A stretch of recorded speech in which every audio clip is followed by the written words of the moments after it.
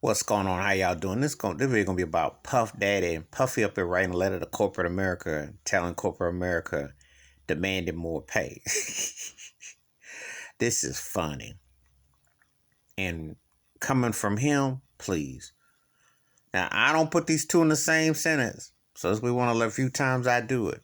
But hearing Puffy talking about more money for more pay, made me almost think about Prince when Morris Day was talking about how they ain't getting no money.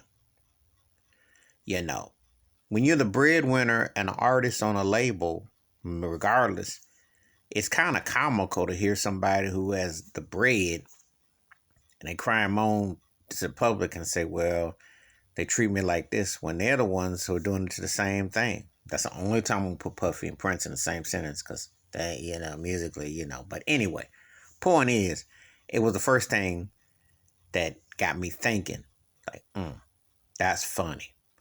But anyway, Puffy, like how Prince did, jacked a lot of the people that he worked with financially as far as what they should have gotten their money. And I've seen it. The lawsuits speak for themselves.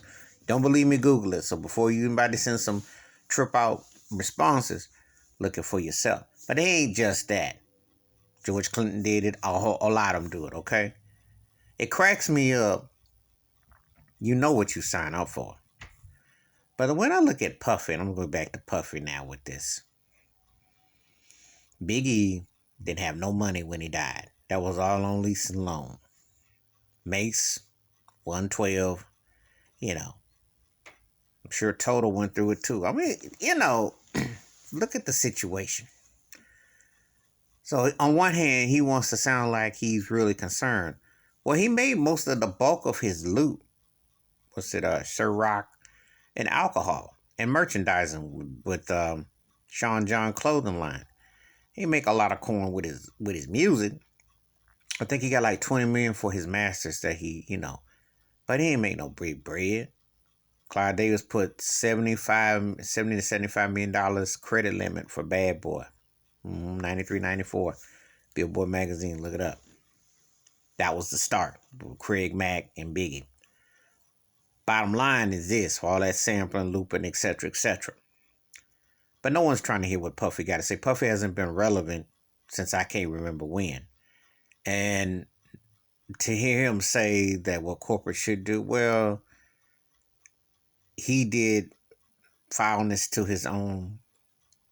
If you saw that movie, and I saw that movie about Biggie, which was half-hearted and was fake and made for TV, you remember that scene when Puffy got that check from Arista Records for $40 million and Biggie got $5 million. That's how it goes. If you're the money maker for them, they give you a full piece of bread. If you're the artist, you get scraps. That's how it goes.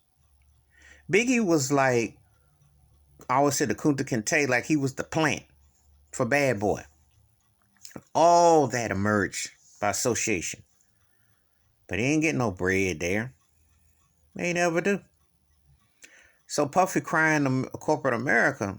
I don't like to hear artists who got a name brand in the industry talking about how they're getting ripped or how this is when they've done it within their own ranks. And that's why I picked on when I said what I said earlier. Because look it up.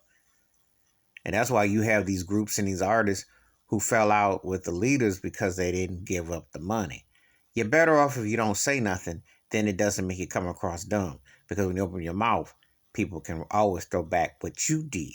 And Puffy did dirt. So no one is exactly going to be crying or saying Puffy's a strong cat. He's standing on the front line when he cut a lot of throats to get his empire. All right, that's my thoughts and takes about Puffy talking about corporate America need to get off the money, but he never did, and others didn't either. Please hit the like, subscribe, and welcome thoughts and comments, and I do respond. Thank you. Wash your hands, keep your mind clear, watch out for one another, and if I hear another so-called major artist bemoan about how greedy things are when they're doing it themselves, I'm going to call them out on it. I'm out.